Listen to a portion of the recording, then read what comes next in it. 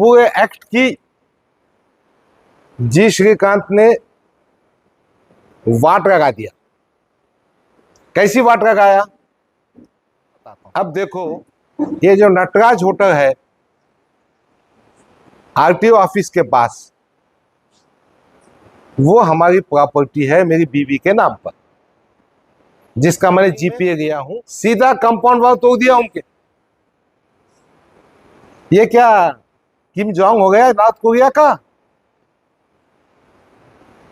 क्या बड़ा गुंडा हो गया ये? और किस मस्ती में आया? अच्छा, जी श्रीकांत लोगों की लीगल प्रॉपर्टी पर अतिक्रमण गैंग का नेता है और पुलिस सपोर्ट में काम कर रहा। ये मेरा स्टेटमेंट। इसमें गुंटेवाली के नाम पर थोड़ा पैसा कारपोरेशन के अकाउंट में और बाकी मोटी रकम अपने जेब में। भर अब्दुल्ला गुथैरे में, भर भर जय श्रीकांत, जी श्रीकांत, मार अपने कुन। अच्छा, उसके आगे आओ तुम नीचे। कौन कर रहा है विकास की बात और कौन कर रहा है वादे? चुनाव की दस्तक हो चुकी है और अब सवाल उठेंगे सीधा नेताओं से। वादों की दुकान चमकाने वालों ही मिलेंगे, लेकिन हम ढूंढेंगे असली विकास के खिलाड़ी। जनता की राय अब सामने आएगी, हकीकत दिखेगी बिना मेकअप, बिना मास्किंग। जनता बोलेगी, सुनेगा नेता। औरंगाबाद वालों तैयार हो जाओ, क्योंकि अब की बार खबर होगी दमदार। ये सिर्फ न्यूज नहीं, ये है आपकी आवाज। तो आप जुड़े रहिए औरंगाबाद तक के साथ। औरंगाबाद तक, औरंगाबाद शहर का सबसे तेज न्यूज नेटवर्क।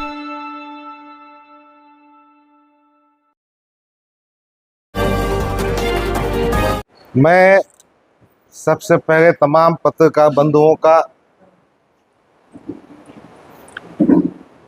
मीडिया के भाइयों का, इलेक्ट्रॉनिक मीडिया का, यूट्यूब के भाइयों का मेरी जानिब से, हमारे साथी जावेद कुरैशी, रमज़ानी भाई की जानिब से स्वागत करता हूं। हमारी शॉर्ट नोटिस पर आप सब जमा हुए, इसके हम आपके शुक्रगुजार। आज जिस विषय पे हम आपसे बात कर रहे हैं, जो बात करना चाहते हैं, वो इस शहर की जनता के प्रॉब्लम से जुड़ा हुआ है। हुआ ऐसा है कि शहर के म्युनिसिपल कमिश्नर जी श्रीकांत, जिनके पास अब्सोल्यूट पावर आ गया है, वो बहुत ही मनमानी और बेकायदेशीर काम कर रहे हैं।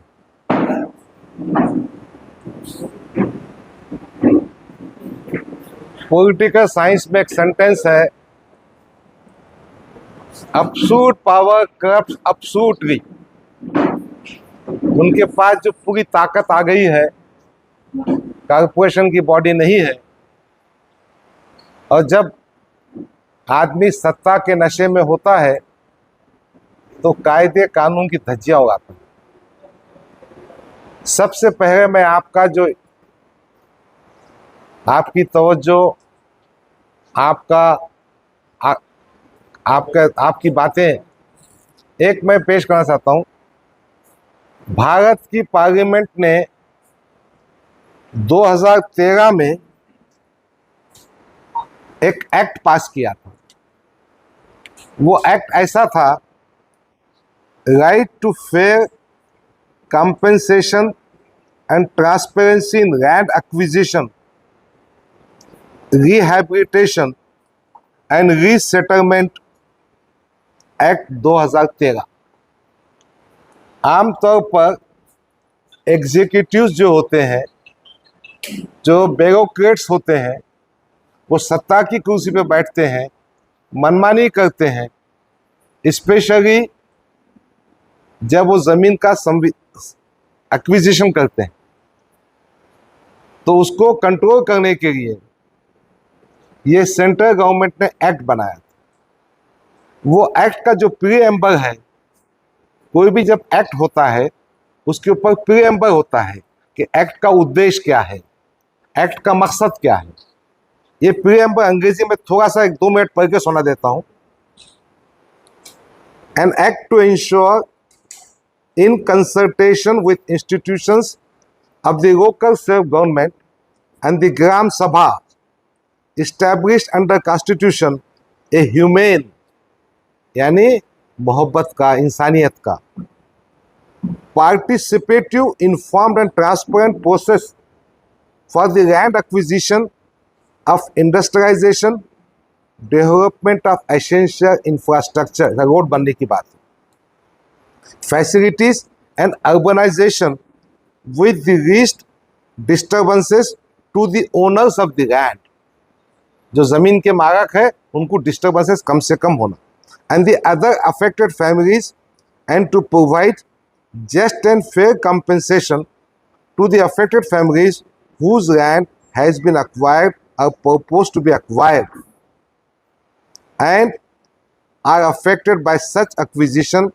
and make adequate provision for affected person for their rehabilitation and resettlement, for ensuring their cumulative outcome of compulsory acquisition should be that the affected person become partners in development.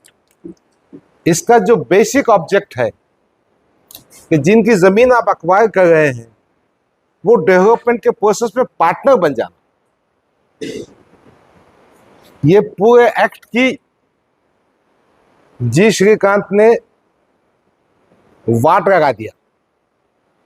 कैसी वाट लगाया? अब देखो, इन्होंने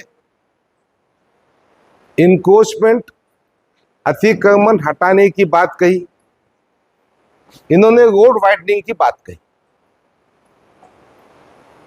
अब कुछ कुछ रिप्रेजेंटेशन मेरे पास भी आए, एक जगह मैं भी अफेक्टेड हुआ हूं, मगर वातावरण ऐसा है कि किसी को कुछ कहने की ताकत नहीं। पुलिस फोर्स,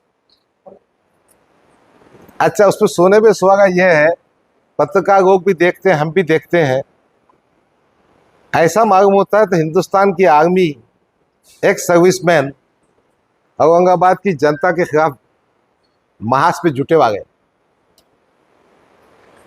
ये पुलिस का जो ड्रेस होता है उन्हें ड्यूटी पे पहनता है। आर्मी का आदमी एक सर्विसमैन होने के बाद क्या वो ड्रेस पहन के फिर सकता और ड्रेस की धाक दाग सकता? ये भी एक विषय है जिस पे अपने को बात होना चाहिए। इन्होंने एक सर्विसमैन की फोर्स लेके आए, वो मिलिट्री का ड्रेस पहने वाले हैं।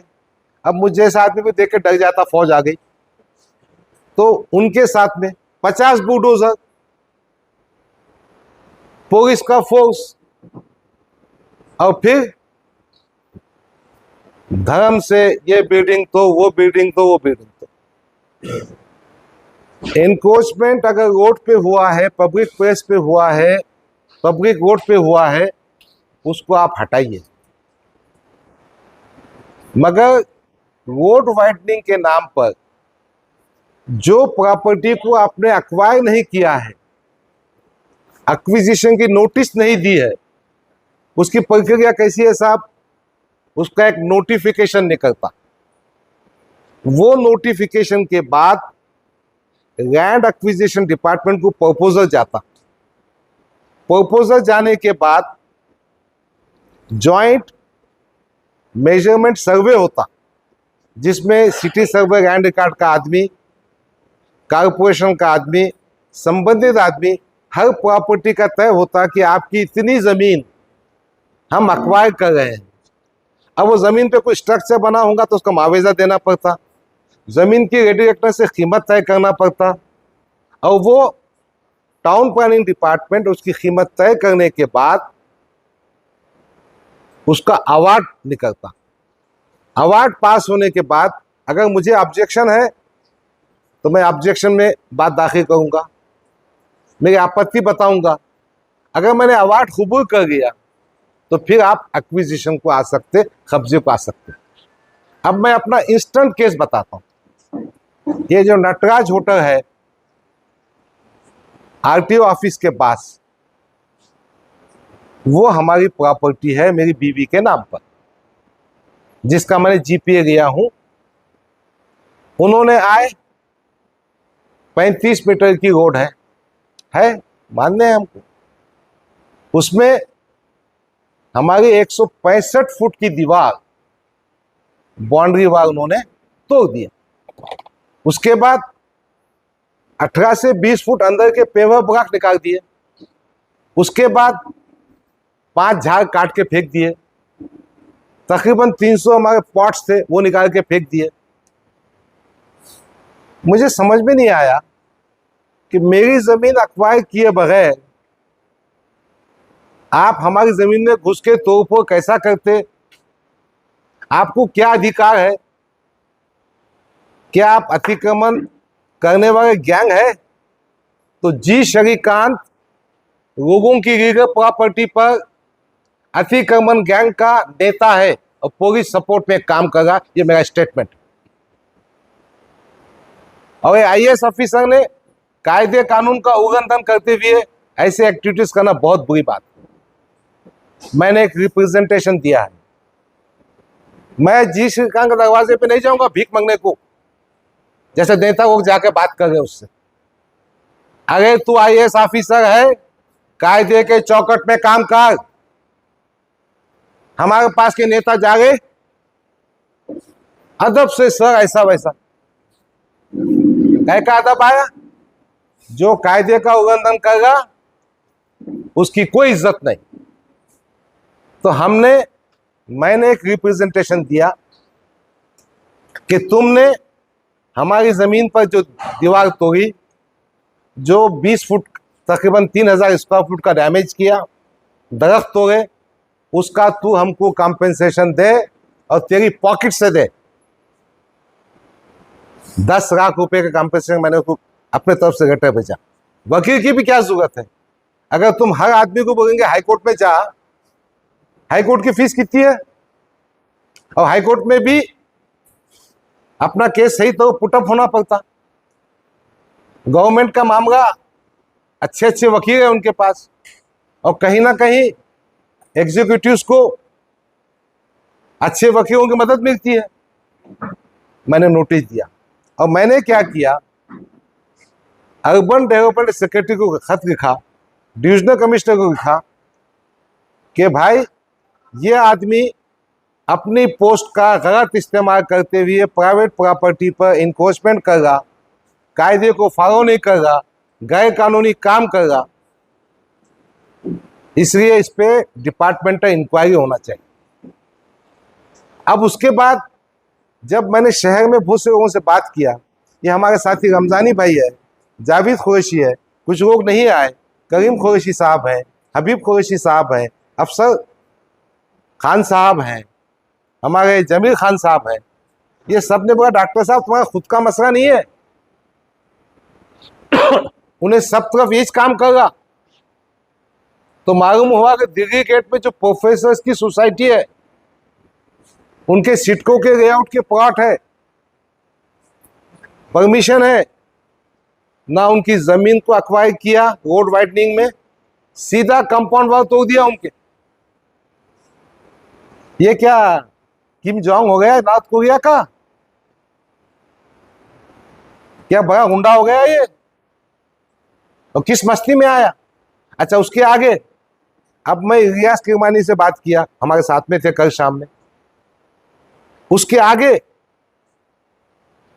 एक साहब से कुछ पैसों का चेक भी दिया, सर नोट करो भाई, और उनको प्रॉमिस कर दिया कि गुंटेवाड़ में रिक्वेस्ट कर देगा। अबे तेरा बाप भी नहीं कर सकता।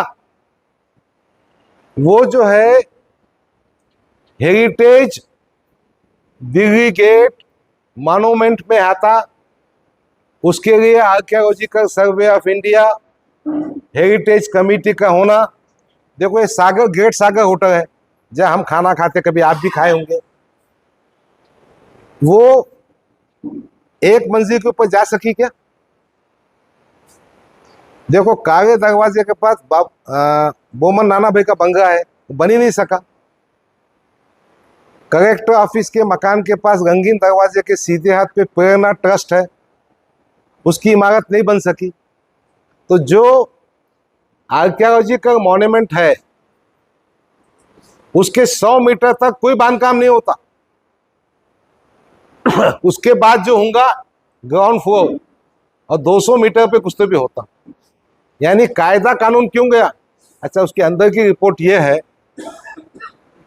कि कुछ चेक कारपोरेशन को दिया गया पैसों का और मोटी रकम दी गई। मेरा कहना यह है कि जी श्रीकांत साहब के आदमियों ने, जी श्रीकांत ने, ये रिपोर्ट है कि ऐसे ऐसे केसेस में गुंटेवाली के नाम पर थोड़ा पैसा कारपोरेशन के अकाउंट में और बाकी मोटी रकम अपने जेब में। भर अब्दुल्ला गुथेरे में, भर भर जय श्रीकांत, जी श्रीकांत, मार अपने कुन। अच्छा, उसके आगे आओ तुम नीचे। अबे जो मकान में तू रहता है जय श्रीकांत, तू अपनी दीवार क्यों नहीं तोड़ा तूने? जिस मकान में वो रहता है, कुछ तो भी नाम है, जय श्री, पूरे पूरे शहर को पानी को तरसागा। 10 दिन में पानी आएगा। और उसके बंगले का नाम क्या है? और इसकी माँ का क्या अंधे न की चौपट रात चलेगा। अच्छा, उसके आगे एक अंदर बात, वो तो कभी आपको वक्त मिला, मुझे तो वक्त नहीं मिलेगा। जरा उसका बंगला जाके देखो अंदर से कैसा बनाया उसने। मुझे ये रिपोर्ट है मेरे पास, मैं डॉक्यूमेंट नेक्स्ट टाइम लाऊंगा, कि उसने अपने बंगले को आलीशान महल बनाया हुआ। हर महीने को 3 लाख 4 लाख रुपए उसके बंगले पे खर्च होते हैं। और वो पास कैसे मालूम तुमको? 67(3)(c) म्युनिसिपल कॉर्पोरेशन में एक्ट में 67(3)(c) है। उसमें एडमिनिस्ट्रेटर को ये पावर है कि कभी आपत्ति आ जाए, इमरजेंसी आ जाए, कोई बुरा वक्त आ जाए, तो ठहराव लेने के बजाय ही कैन टेक डिसीजन। तो 67(c) में घर में ऐशो इशरत करेगा, बिना पास करेगा, टेंडर निकालेगा, सब करके लेगा। सिर्फ पैसे जमा करने का काम कर रहा हो। और भ्रष्टाचार का शहंशाह है वो, बादशाहों का बादशाह जी श्रीकांत, भ्रष्टाचार का बादशाह। और फिर तानाशाही यहां नहीं रुकी, किसका ही मकान तोड़ सकता वो। अभी तो शहर में ये खबर फैला रहा वो कि मैं जिला कलेक्टर बन के आने वाला हूं। उसका कहना है कि मेरे पॉलिटिकल बॉसेस से बहुत अच्छे रिश्ते हैं। तो पहला मुद्दा यह है, जिस तरीका से गैर कानूनी तौर पर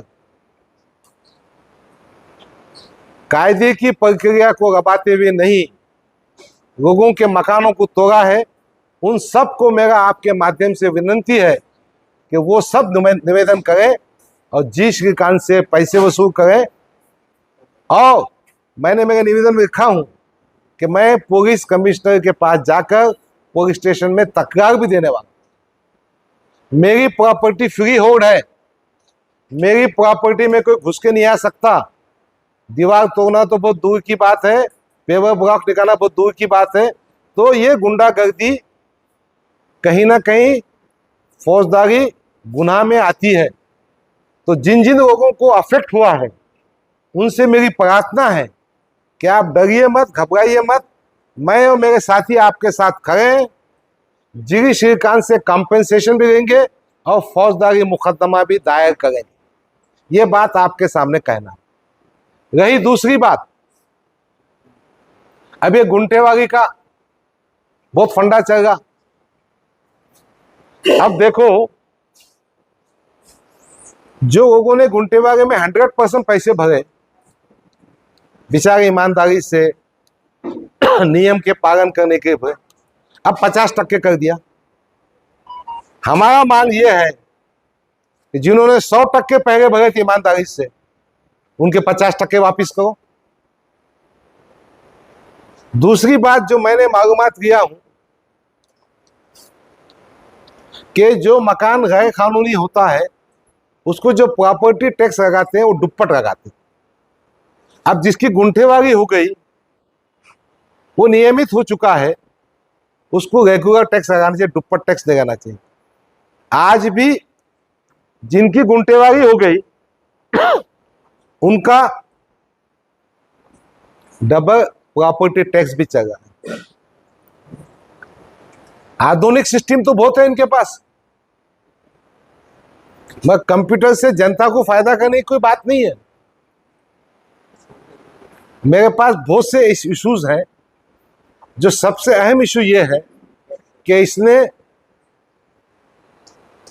सेक्शन 67(3)(c) के तहत जो जो काम किया है वो सबकी चौकसी होना चाहिए। कैसा?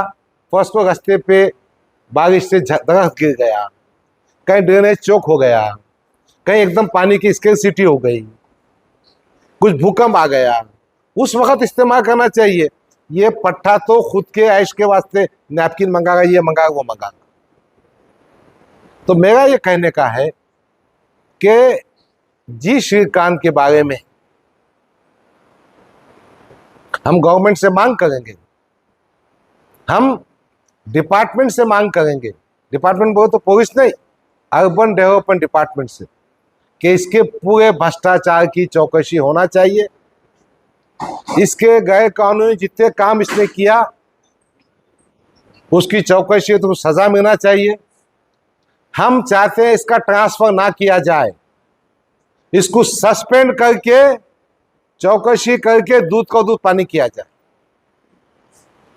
आमतौर पे क्या होता है, अधिकारियों का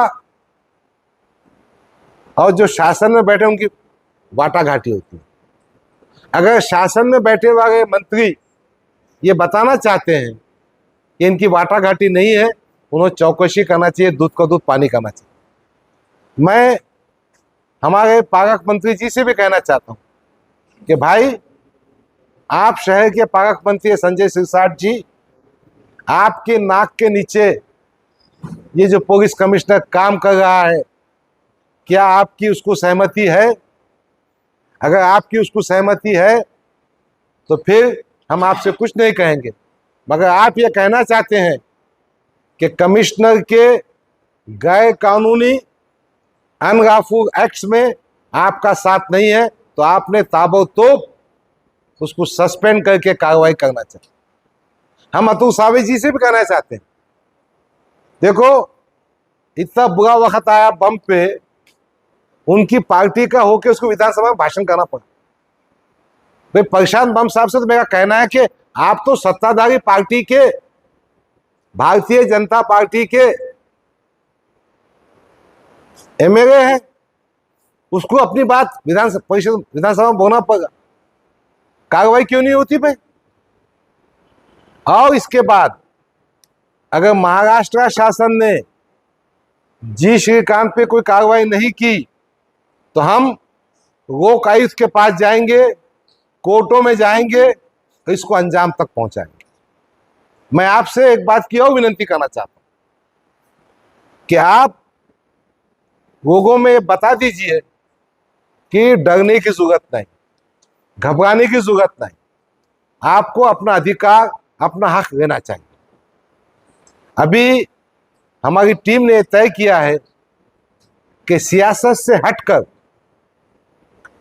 मजहब और जात पात से हटकर जो जो पीड़ित लोग हैं उनसे संपर्क करके एक बाज़ाब्ता महाज बनाया जाए और लोगों को इंसाफ दिलाया जाए।